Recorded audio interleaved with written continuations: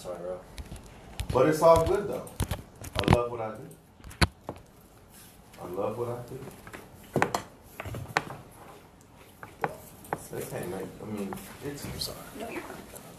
It can be hectic at times and it's frustrating because I'm straight up and down about what I do. You know what I mean? Like, if we have issues, let's talk about whatever issues we have. Test 1, 2. Check. Mic's not on. My mic sound nice, Check. My mic sound nice, check. Shout out to South Service to the road. This is JP Green, aka Mr. Betta. You can find me on Instagram and Twitter as such. This is the Get Back Show. We'd like to welcome you to another Saturday on the Get Back Show. It is another Saturday, sunny Saturday in downtown Dallas. We're overlooking Thanksgiving Square. I don't know if we have that shot up right now, but Jedi just gave me the no look. So we don't have the Thanksgiving Square shot in there. We'll get it in sometime today. But if you're ever looking for us, we're at 211 North Irvay, 9th floor, ER Factory. If you're looking for somewhere to land, if you have a show or a podcast you want to get off or get down with. But also, if you're an entrepreneur in the city and you happen to find yourself downtown and you want to pull up on us and get in a quick interview, there's no excuses. 211 North Irvay. You can DM us, any one of us on the show. Jasmine's trying to get her life together over here with this phone. She's trying to get her shot just right. As I said, any entrepreneurs out there, any of my friends that know that I'm on the radio show, please don't wait for me to ask you to come on the show. I don't want to hear that when I see you. You can, you know what I'm saying? In the words of DC Young Fly, bring that here. You know what I mean? 211 North Irvay, Dallas on there. Shout out to Jedi Jansen. He's our engineer, owner of Dallas on there. It's my dude. What's up, man? Welcome back. Hey, it's good to be back in the house. Absolutely. I love when you have a big crew on board. Yeah. It always makes for an interesting show. You got good guests. It does. We're gonna go a few places today. Shout out to Izzy. Can I have that microphone, by the way? Like, check that shit out right there. Thank you. Yeah. I've had this for a while. Shout out to Bach. Hopefully he doesn't have any more dreams in the middle of the show today. Bach was dreaming. I could hear him when I read the playback. Hey, listen, true story. Sorry to interrupt, but last night we had Paul Wall in the building, right? Well, Bach was the bigger star than Paul Wall. Not even joking. Like, people were like wanting to take their pictures with Bach more than Paul Wall. Bach is popping in these streets. Bach is hot in these streets. I thought y'all knew. You need to get him his own IG account. Yeah. Get him some likes. You know what I'm saying? Get him some IG followers. Yeah. Well, I did tweet him out last week. Yeah, I saw that. I retweeted that. I retweeted More that. famous than me, though. Well, yeah. There's nothing wrong with that. Well, you heard enough about me. Let me open up this table so my co-hosts can introduce themselves. To my left, I have. This is Jade Nicole Jasmine on the mic. What's up? And to my right, I have. Isaiah Engel at Isaiah E on Twitter. There we have it. Those are my two co-hosts, my compadres in this whole thing. This is why we get down.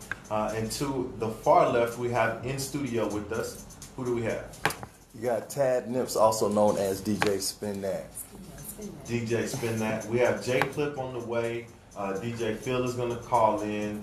And Bolati is supposed to be here, which I'm about to text him. So if you're watching this and you know Bolati, just let him know he's about to get a little text. He's about to get a text because I didn't get a response from him. So today we're going to talk about, today's show is about the business of being a DJ. It's called That's My Go DJ, That's My DJ. Everybody knows the song. Go DJ. And we're going to get into that in just a little bit. But we're going to catch up. We're going to catch up a little bit and see how everybody's week went. We had a little bit of pre-catch-up conversation before the show got started. We're going to start with you, Jazz. What you have going on this week? Man, so I am about to help with a music video for the artist Two-Face from Chicago. So I have been working with him to get this whole music video together, working on production. And today we have a casting call at 3 to 5 at Mockingbird Station. So make sure that all the ladies come through. Try to be fly. Don't try, just be fly. And hopefully we can get you a part. Okay. Is that it? How was your week, though? How was this past week for you? I'm not going to talk about my week. But it was a Okay. week. We're just going to say that. At least it's over, and I'm just optimistic about the next week to come. I got you. I'm still waiting for you to bring my little buddy up here so we can continue that conversation we had that night. He called me. Man, y'all, my child is a mess. So her son, I don't know how he got her phone, but he called me one night and we literally talked for like 15 minutes. I don't know what he was talking about, but all I kept saying was, yeah, I hear you. I hear you. He was going at it. He was telling me something. And that must mean he likes you, because I just want to let you know he doesn't talk to anybody else on the phone. If you hand him the phone, he'll just sit there and smile, and then he'll go, bye, bye, bye, over and over That's it. again. Well, JP love the kids. I have that effect on them, you know. Speaking of, mine will be in studio in just a little bit. And how's your week been, buddy? It's been challenging to stay fly this week. To stay yeah. fly? Yeah, a lot going on, but I've got some really cool things coming up. Next Saturday, I'm going to be back here, but just me, probably not even on the air, with Jedi, and we're going to be recording my audiobook. Ooh, Gotcha. that's Grace what's up. I'm excited about Almanac. that. Yeah, I'm excited too. Got you. That's awesome. Yeah. That's cool. And I reached out, I got an ISBN number. Did you? And a cover design. I found some pretty cool cover designers who are doing stuff for like Pushkin books or whatever in the UK. And this one lady, she freelances too. You should see the portfolio. Very, very cool. Nice. Yeah, That's I'm gonna- exciting. Yeah, I got this idea like, well, yeah, it's not a real. I didn't really write a book. I wrote a article, manuscript, idea, whatever. It's more than just a blog post, but it's not a total book. But I have this idea. What if we could do thought leadership instead of just publishing it online? What if we published it as an ebook and made people pay like $1.99 or $2.99 for it? For sure. Yeah. That would be Yeah. super cool. And plus, it's easier to read anyway because you can bring it on Kindle and it's just and it has more Reads value. anymore. Yeah. Or yeah. Plus, that's why I'm doing the You said audiobook. who reads anymore? Who reads anymore? I don't I do. read. I don't read. I do. Talking I go to I half don't- price books like at least 3 times a month. You do? Yes. Do you I read actually books. read like with your eyes? With my eyes, honey. He Because said- I hate Oh my that God. damn screen, okay? Oh yeah, I hate the screen too. That's why I can't read I anymore. start feeling like an old person. I have Yeah. to do all this, and then my eyes start hurting. Yeah, it's too much. That's why I just want people to read to Nobody me. wants to listen. So to I'm that. gonna sit here and I'm gonna read Gray's Sports Almanac to venture capital for you Are out you there. gonna have a very soothing reading voice? Is this gonna be by the fireplace voice, or is this going to be like the hustle and bustle? We're This gonna. is Elijah coming at You know what I'm saying? This is gonna be. It's gonna be something like that. It's gonna be you know what I could do? I could switch it up to like the real exciting parts, like the climax parts. Yeah. We could put on some background music, like some violin, fast violin, some suspenseful thing, and then I could start like yelling into the mic, and then like after the climax, we You should should go do back like down. some Just- hardcore rock too on the intense parts. Yes, Yeah. Just make it a musical. Make it a musical audiobook. that is so cool. That would be new. Yeah. That would be new. Did you know you can retain control of your startup on the I didn't know you had skills. You got a little vocal skills there, I said. He held the note. He held the note. I'm still waiting on that Hot 16 though. Ah. He keeps promising the Hot 16. Hot 16, what's Yeah, that? the rap battle. Oh, yeah, the rap battle. So I'm still waiting on that, but that's okay. My week has been interesting. Let me see. I started out my week it was very frustrating. I just think it's because I'm working so much, but I was a little bit frustrated with everything that was going on. Sitting in a meeting, my Monday meeting, I was pretty heated. I don't know why. Just emotions spinning, mind spinning, emotions just brewing. And I just heard clear as day, you know, humble yourself. And from there, it changed my whole week. So I really had to gain a different perspective on my week, just dealing with the people that I work with. I have a 9 to 5 and a 5 to 9. And then even just with the radio show, just not feeling like I had enough. I quieted myself, quieted my mind, went and took a walk outside. I came back in, it took a little bit, but just the clarity that you have when you see through humble eyes, and how it changes your perspective on how you really feel and where you really are. man, it really helped me out for the rest of the week. I'm not gonna lie, I was exhausted by last night, just coming into everything because we have Rhythm and Rhymes on Thursday. So I work Monday through Wednesday. Anyway, long story short, boo-hoo, we all grinding. No, but I will say that's very important as a person, and just if you're like a boss or in a management position, to be able to know that you needed to humble yourself. Because I got into it with my boss this week, and when we sat down to have a conversation about the argument, he literally told me that it's hard for him to bring himself down to an employee level, to bring himself down to our level, to sympathize with us. And I kind of took offense to that because I'm like, dude, that's just called being humble. Like, I didn't know that it's hard for you to sympathize with any human being. That's just what you're supposed to do as a human being. You know what I mean? Well, yeah, but then let me just put this out here to anybody that's out there in leadership. That you're running something. It's the difference between the boss and the leader. And I'm pretty sure you've seen that meme. And they give you the pros and cons on the differences. So I would suggest to anybody that you learn the difference between the two. And if this is one of the things I say about business. When a business becomes more important than the people who make up that business, then you will see that business surely fail. Like the longevity of that business is in jeopardy when it becomes more important than the people, whether it be the consumer base or the people who actually make that business run on a daily basis. If you can't begin to empathize and really see the perspective of where your subordinates are coming from, where your associates are coming from, then you've almost lost vision or vision of the purpose that you had when you got into the business. Because you started out as employee number one. Mm-hmm. You started your business for some reason. Everybody wants to be profitable, but you also had a purpose for starting your business. And most entrepreneurs, which what we're talking about, season 1 is entrepreneur centric. Most entrepreneurs they started out because they wanted to run their company a certain way. They wanted to control the narrative. Especially, so I'm in my 40s. So for me, coming into entrepreneurship at this part of my life full on is saying, hey, there's something that I want when I get to the point where I have employees or I'm building a team, I want to do certain things. It's like taking a look at how we run the show.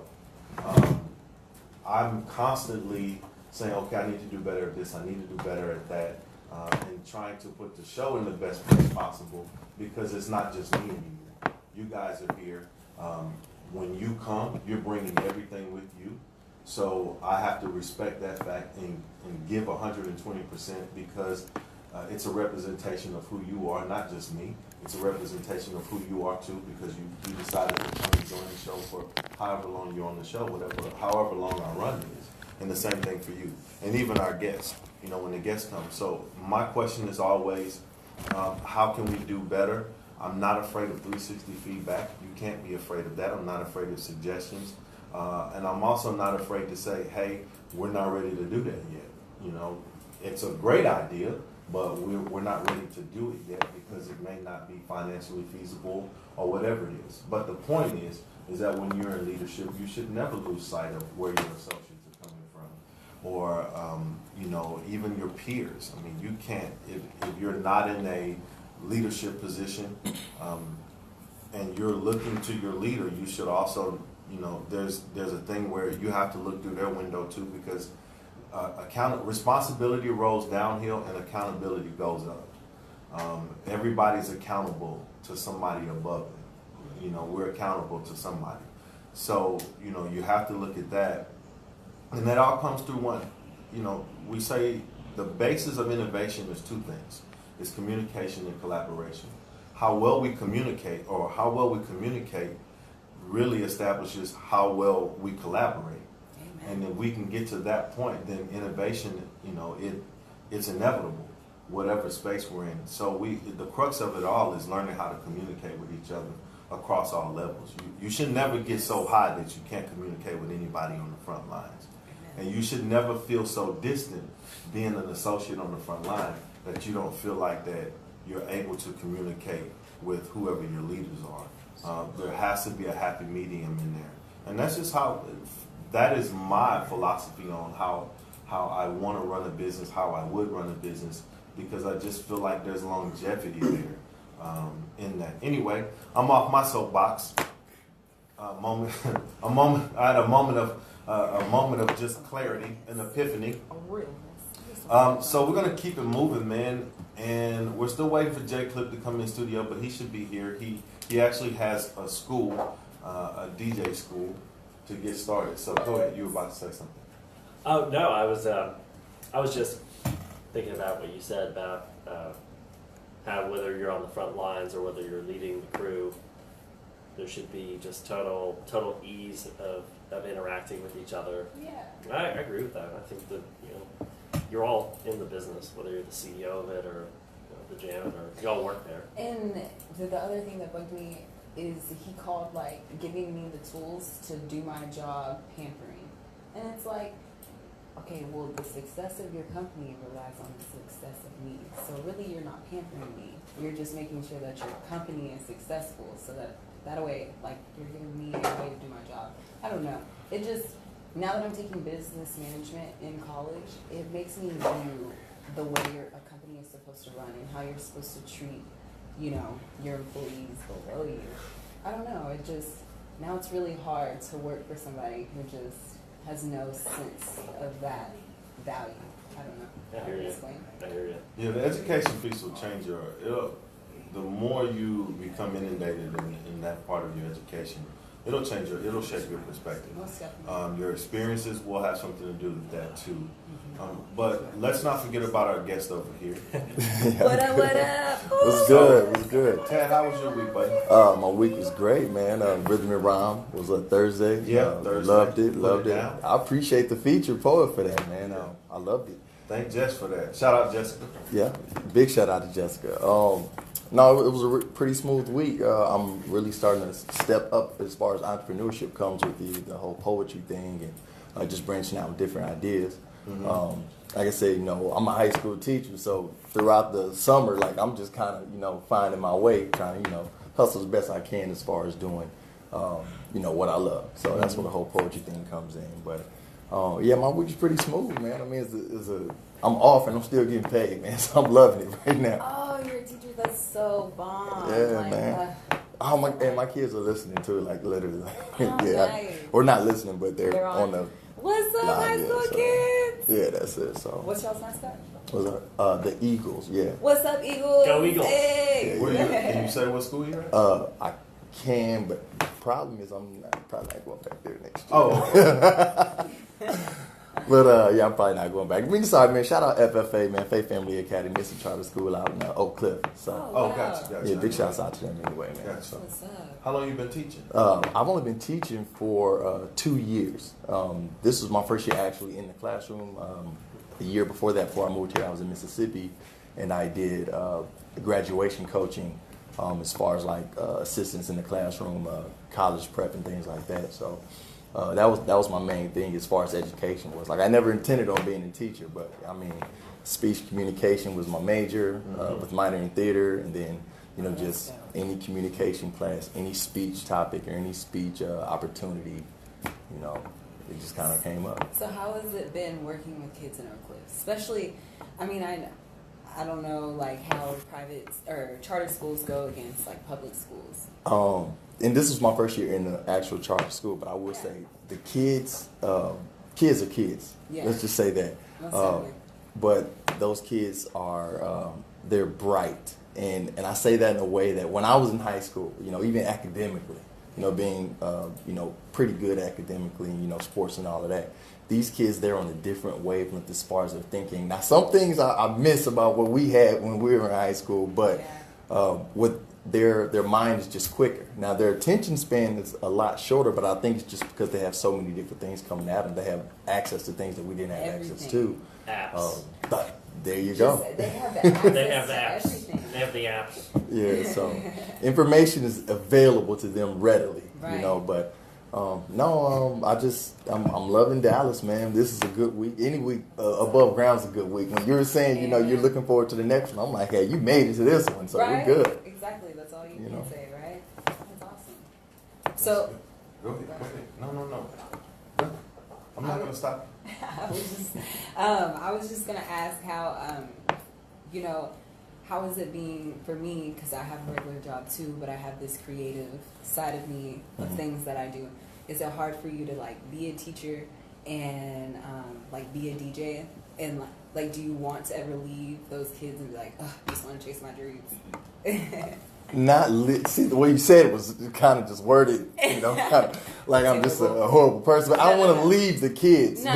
Yeah, okay. Yeah. No, but as far as you know, just I didn't mean that, kids. I'm gonna hear that later.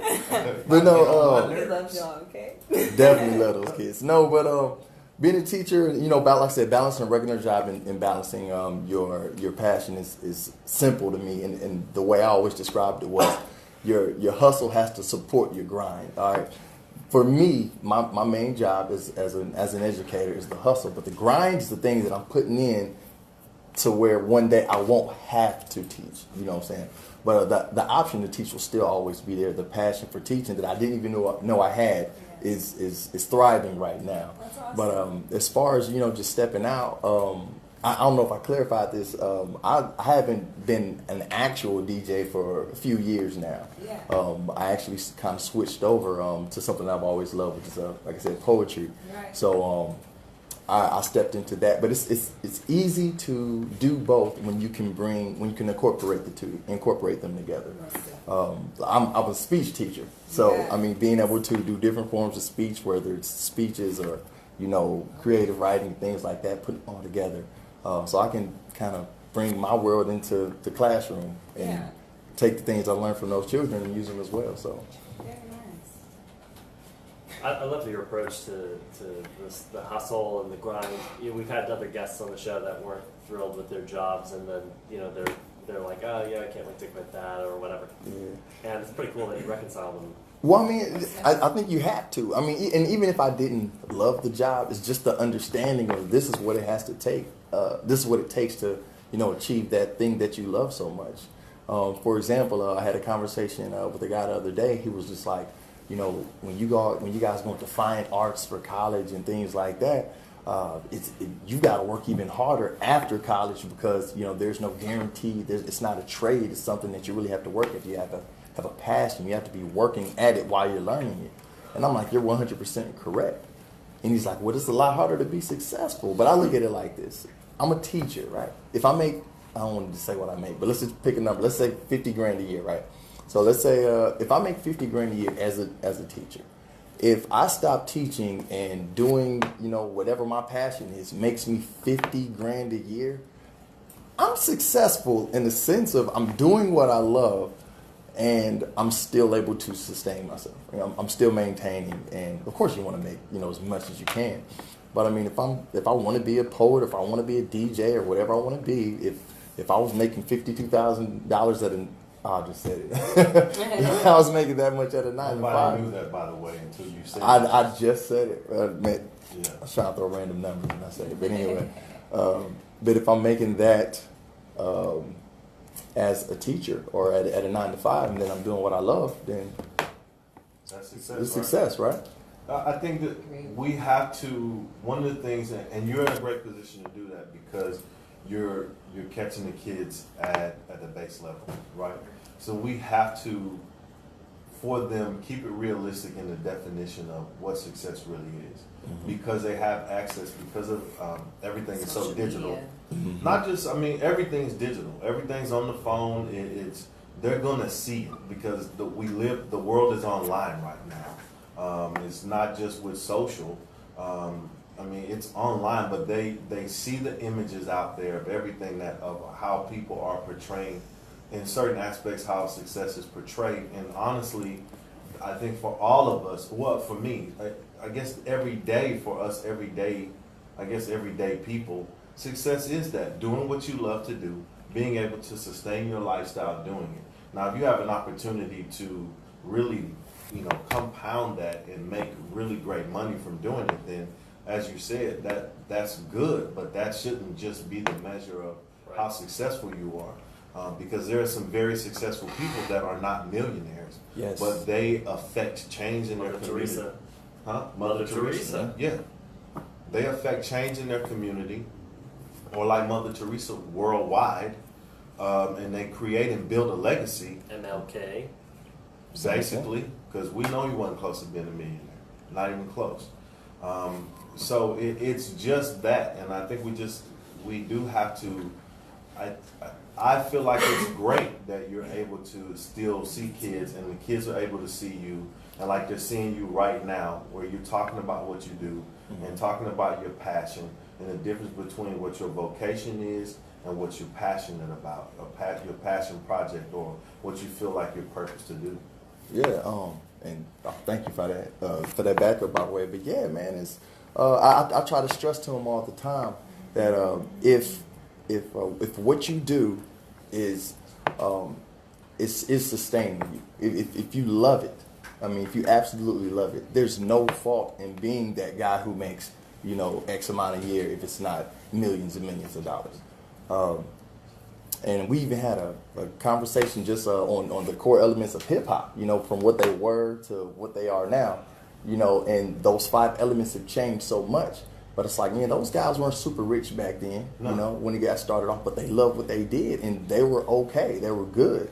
That's where everybody started from. That's what everybody looked up to. And now it's the glorification of the money and it gets skewed. So if you're not that super big rap star or DJ or whatever it is, if you're not that guy, you're considered to be not successful. But I mean, how many of the illest MCs or the dopest DJs do you know are not, multi-millionaires, but like you can get to their craft and they can rock a party better than any of them. You see what I mean? Definitely. So, hey, let's stick a pin in that real quick. We just had somebody walk in the studio. We want to get them set up. We're going to take a quick break and we'll be right back.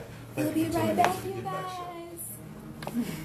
Jay Clip. What's up? What's up? My brother, what's good, man? What's going on, man? Glad you could fit us in, dog. I know you man. got a busy schedule, Hey, bro. man, it's all good, man. It's all Yeah, good. man. Solid, bro. I'm Jasmine. Jay Clip. What's up, bro? Man, good to meet Jay you, brother. Clip, man. Oh, Nice man. to meet you. This is Isaiah. I'm Isaiah. All right. Nice to meet you. Nice to meet you, bro. Get you set up, dog. Okay, cool. What do you want, Jay? Either one. Let's do it over here. These headphones are not plugged in.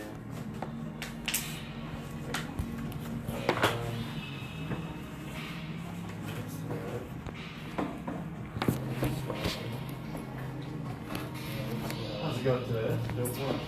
Thanks, man. Busy as usual, but it's all good. Happy to be here. I appreciate the opportunity, man. You know what I'm saying? Man, this, Hey, hey, any platform. thank you for Coming coming out, out, bro. I bro. have to get my splitters. Unless we take, I'll put the call on the speakers here. Yeah, so it doesn't matter. Yeah. I don't know when Phil is calling in, though. I make this live. What's up, Hey, man? where y'all at? So, doing good right now, man. So what are the core elements of hip hop? Man, core elements of hip